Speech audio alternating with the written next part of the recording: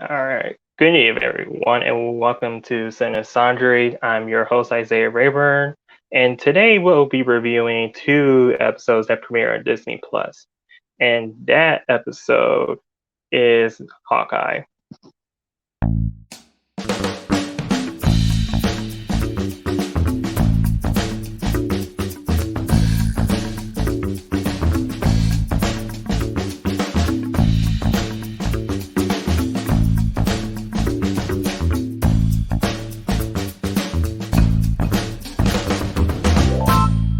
As we all know, Hawkeye is one of the recent Disney Plus shows that came out in December, somewhere in December. And now, let's discuss about the cast members within this series. All right, kicking off, kicking off with our cast list today, we have Jeremy Renner, who is reprising his role as Clint Barton, also known as Hawkeye. And he had appeared throughout the Avengers Age of Ultron, Infinity War, Endgame, Civil War, and etc. And next, we have Haley Steinfeld, who is new to our Hawkeye series, playing as Kate Bishop. And for other TV shows and movies that she's appeared in, she had appeared in Spider-Verse, Bumblebee, Pitch Perfect, and etc. And now let's go over the rundown of episode 1 and 2. So, in the first episode, we have gone over the backstory of Kate Bishop and her parents back in 2012, where Loki started to invade Earth with his Chitauri army. Sorry. But anyways, ever since the Avengers trying to protect the civilians and citizens from the attack, Hawkeye saved Kate Bishop when she was young from a Chitauri attacking her. And ever since Kate Bishop's dad passed away during the event, she decided to devote her life on archery skills, acrobatic skills, martial arts, to train herself to protect her family. And since then, she has been recently practicing her archery skills by shooting the school bell, and it caused a lot of damages. So her mother, played by Vera Farmiga, paid herself the damages for most of the school for the school buildings. And since we all know, for 5 years, Hawkeye was also known as Ronin, who has been known to killing criminals and bad guys and other organizations back when he became Hawkeye. And now, the mantle of Ronin has been ended up in the wrong hands by these auctioneers during the late night party at the underground place, where most of the Avengers artifacts were sold and scattered ever since Endgame. And while Kate Bishop was underneath the auctioneer building and the attack happened underneath, she decided to wear the Ronin outfit and trying to get herself out of the situation. And since then, the news outbreak that Ronin's return, and it's up to Hawkeye to claim that suit before anything bad happens. In episode 2, following back from the first episode, Clint Barton discovered that Kate Bishop wore the Ronin outfit. And now it's up to him to keep her safe from any other organization enemies that he had made in the past. So, after the Red Jacket Mafia followed him around back to Kate Bishop's apartment, that's where Hawkeye and her trying to brush him off, while the suit remained back in her apartment. And Kate Bishop suggested another place to lay low. And since those 3 days had passed, Hawkeye decided to go their separate ways until he reclaimed the suit.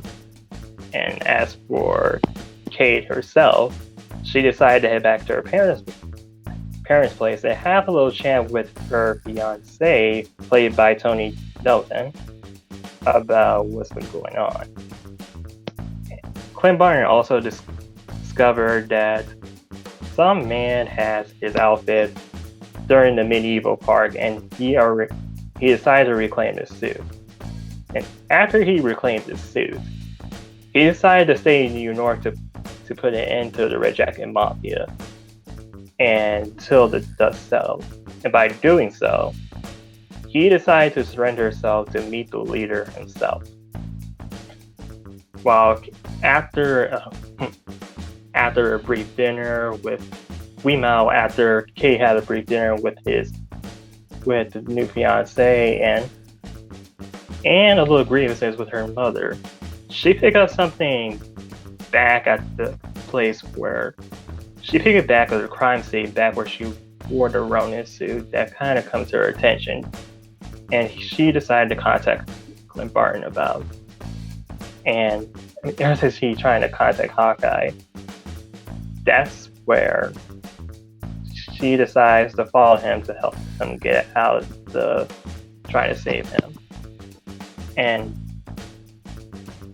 now, at the very end of this episode, we got a new introduction to this new villain at the very end of this episode. Alright, I know you guys are been catching on and seeing me rambling on about the whole story. Let me just go down to the main fun and juicy stuff that I'm going to be talking about. And that will be the Easter eggs. Alright, kicking off with our first Easter egg within the first episode of Hawkeye, we have an old play that played in New York called I Could Do This All Day. And basically, this is really brings back a reference to Mary Poppins, the whole Avengers, and along with Cliff Barton around it, dancing and singing, and I really like that touch of that. And next, we have the school where Kate Bishop was trying to develop her archery skills at. And that old school that Kate Bishop that destroyed the bell at, that school was basically built by old Stein, which we know known as Ironmonger from the first Iron Man movie. Next, we have the auction scene, where most of the auctioneers were betting on most of the Avengers artifacts after the Avengers Endgame. So, I don't know if the internet or anyone else picked up upon what happened, or if they ever spotted this throughout the Easter eggs, but there was a dinosaur artifact which it features like red bones and everything else like that. And that refers to the Savage Land and also potentially the Red Devil dinosaur comic book, back where Marvel was selling comic books. Next, we have the father, played by Tony Dalton. For those who may not know who Jack Dalton is, he may be known as the Swordsman. And Swordsman is one of the Marvel characters who joined the Avengers and also the Masters of Evil. And he also is the one who taught Hawkeye everything to know of skills in archery during the Crimes of Circus. And you can tell why his wife likes him, and that is because of swords. The next Easter egg is the Red Jacket Mafia. And for those who really don't know about the Red Jacket Mafia, of who they are, they're basically a low tier gangsters that are like daredevil enemies, and it's really like a nice touch to the series of where it's leading to. And our next Easter egg is really like a nice callback to the very first Avengers movie, where Clint Barton is trying to retrieve the suit from the medieval games. And for those who are not picking up what I'm trying to say, this is where Iron Man and Thor first met, and Iron Man tries to mock Thor about Shakespeare in the park. And lastly, we have Echo. And for those who don't know who Echo is the daughter of Kingpin, and and also a classified mutant with her special abilities of martial arts, athleticism, and telepathy, flight, superhuman strength, and cosmic fire generations, and also sound. Now that we've gone over our Easter egg, it's time to give this series a rating. My opinion and rate. Okay, for starting out with the first episode, I would say that I like the overall how where it's going throughout the beginning and the end of it. Even though most people have an issue with saying that it started out slow, but I like the direction of where it's going to where it introduced Kate Bishop when she was young, and everything leads and ties up to where in the beginning where she is at right now. In a similar way where Loki and how everything was introduced with the TVA and everything else like that. And for episode 2, I like the overall I like how it leads up to the very potential story of where it's leading to, where this Ronin suit has been putting a target between Kate Bishop and Clint Barton and trying to retrieve it. And also I really like how in the very end it kind of leads to the potential villain, maybe even bigger than what we already know, like Echo. Just maybe. But as for the rating I'm gonna give for these 2 episodes, I will give this a sure. As for now, until I've seen the whole episodes of Hawkeye, I will give my overall rating.